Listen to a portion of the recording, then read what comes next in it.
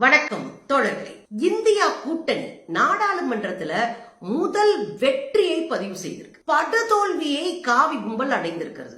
மண்டியிட்டு இருக்கிறார்கள், பதறி இருக்கிறார்கள், பதில் சொல்ல முடியாம கைய கட்டி நின்று இருக்கிறாங்க. இன்னைக்கு முதல் வெற்றினா மகத்தான வெற்றி அது. 2019 பெரும்பான்மை வாக்குகள் வித்தியாசத்துல ஜெயிச்சு ஆடாத ஆட்டம் ஆடின இந்த காவி கும்பல் இன்றைக்கு கூட்டணி ஆட்சியில கொடசலாய் போய் கப்பு சுப்புன்னு கைய கட்டி நிக்குது.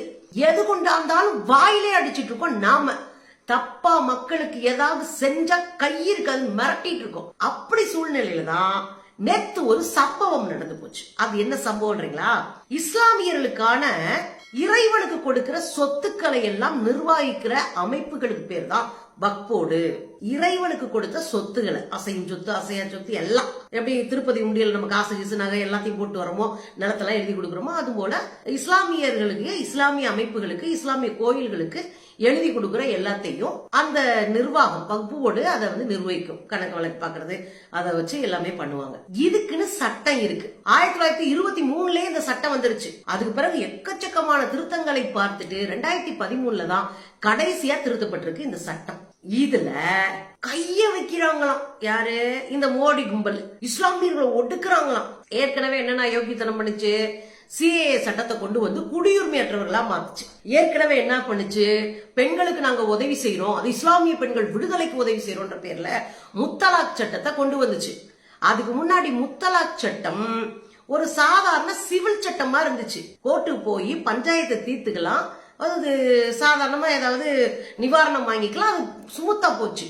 ஆனா கிரிமினல் சட்டமா மாத்தி இஸ்லாமிய குடும்பங்களில் இருக்கிற ஆண்களை தூக்கி உள்ள போட்டுட்டு பெண்களை தனிமைப்படுத்தி குடும்பத்தை உடைக்கிறதுக்கான எல்லா யோக்கியத்தனத்தோடய அந்த சட்டத்தை கொண்டு வந்தாங்க. அதுக்கப்புறம் 370 போக்குனது, 35A போக்குனது, கோயிலை இடிச்சு உள்ள லிங்கம் இருக்கு, தங்கம் இருக்குன்னு எல்லாம் பண்ணது, எல்லா யோக்கியத்தனம் பண்ணாங்க.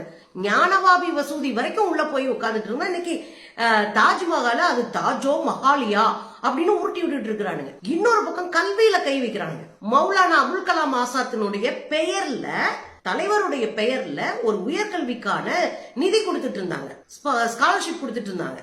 அதை உடைச்சு காலியாக்குன இந்த கும்பலு வக்போர்ட காப்பாத்தி டிரான்ஸ்பரண்டா மாத்தி அதை அப்படியே இஸ்லாமியர்களுக்கானதா வைக்க போதாம். இதுதான் சட்னினா இந்த இட்லியே நம்பாதியா? இஸ்லாமியர்களை மாட்டுக்கறி வச்சிருக்கான்னு கொன்ன, புல்டோசரை வச்சு வீட்டை இடிச்ச, துப்பாக்கியை வச்சு என்கவுண்டர்ல போட்டுட்டு நான் ரவுடிய கொன்னேன்னு சொன்னேன். மொத்தமா கும்பல் கும்பலா படுகொலை செஞ்சுட்டு நாங்க இந்துக்களை பாதுகாத்தோம்னு சொன்னேன். இஸ்லாமிய கோயில்களை, வழிபாட்டு தலங்களை உடைச்சு விட்டு அதுக்கு பேரு நாங்க இந்துக்களை காப்பாத்துறோம்னு பேரு வச்ச இத்தனை அயோக்கியத்தனத்தையும் பண்ண நீ வக்பு வாரிய சட்டத்தை அப்படியே டிரான்ஸ்பரண்டா செழுமைப்படுத்தி அப்படியே கொண்டு வந்து கொடுத்துருவோம் நம்புறதுக்கு எங்களை பார்த்தா இழிச்ச வாங்கினத்தில ஒட்டி இருக்கா என்ன? அடிச்சு விட்டுட்டு போறதோட நம்பிக்கிட்டு நாங்களும் மண்டையாட்டுறதுக்கு முதல்ல காவி வாயை திறந்தாலே அது பொய்யா. காவி ஒண்ணு அங்கீகரிச்சா அதை அங்கீகரிக்கவே கூடாது, கண்ணை மூடிட்டு செய்யலாம். அதுல இன்னைக்கு அந்த சட்டத்தை கொண்டு வந்து அந்த சட்டமே ஒரு உருட்டுங்க, அவ்வளவு அயோக்கியத்தனங்க. உங்களுக்கு ஒண்ணு சொல்றேன், வக்புவாரின்னு நிறைய பேருக்கு தெரியாது, கேள்விப்பட்டிருப்போம். வக்புவாரின்னு ஒரே ஒரு வார்த்தை கேள்விப்பட்டிருப்போம், ஆனா அது என்ன ஏதுன்னு தெரியாது. இஸ்லாமிய கோயில்களுக்கு இறைவனுக்காக கொடுக்கிற சொத்துக்கள், அசையும் சொத்து, அசையா சொத்தை அந்த கோயில்களுக்கோ அந்த இஸ்லாமிய குழந்தைகளுடைய கல்வி கட்டமைப்பு எல்லாத்துக்கும் பயன்படுத்துவாங்க. அதுக்குதான் இந்த வகுப்பு வாரியம். இந்த வகுப்பு வாரியம் பெரும்பாலும் மாநில அரசுகளால் தான் நிர்வகிக்கப்படுது. அவங்க சில உறுப்பினர்களை போடுறாங்க, 8 உறுப்பினர்கள், அதுல தமிழ்நாட்டுல பெண்கள் வரைக்கும் இருக்கிறாங்க, அதுல எந்த மாற்றுமே இல்லை. அது இஸ்லாமிய கமிட்டியா இருந்து அந்த சொத்துக்களை பாதுகாக்கிறதுக்கான வேலைகளை செய்யறாங்க. இதுதான் இந்த வக்போர்டுடைய வேலை. வக்பு என்கிற அரபு சொல்லுக்கு இறைவனுக்கு கொடுக்கப்பட்ட காணிக்கையாக்கப்பட்ட நிலமோ காணிக்கை அப்படின்னு வச்சுக்கலாம், அதான் அதனுடைய பொருளே. இப்ப என்ன சிக்கலை பண்ண பாக்குறானுங்கன்னா, இந்தியாவிலே ரயில்வேக்கு அடுத்து, ராணுவத்துக்கு அடுத்து 3வதாக 9.8 லட்சம் ஏக்கர் நிலம் வைத்திருக்கிற ஒரு பெரிய அமைப்பு அப்படின்னா அது வக்போர்டு. இந்த சொத்து கண்ணை உறுத்த ஆரம்பிச்சிருச்சு. இந்த சொத்தை ஆட்டையப்படணும், இந்த சொத்தை காலி பண்ணணும், இந்த சொத்தை ஏதாவது ஒரு ரூல்ஸ் அண்ட் ரெகுலேஷனை மாத்தி இந்த சொத்தை காலி பண்ணிட்டு மொத்தமா எடுத்து தின்னுபிட்டு நெஞ்ச காமிச்சிட்டு போயிடணும். இதுதான் இந்த சில்லறை கும்பலினுடைய திட்டம். அப்ப என்ன பண்ணி இருக்கிறானுங்க? ஒரு கிளாரிட்டி வேணும் அக்கா. சும்மா யூடியூப்ல உட்காந்து பேசணும், 4 பேர் கை தட்டிட்டு லைக் போட்டு போனோன்றதெல்லாம் இல்ல.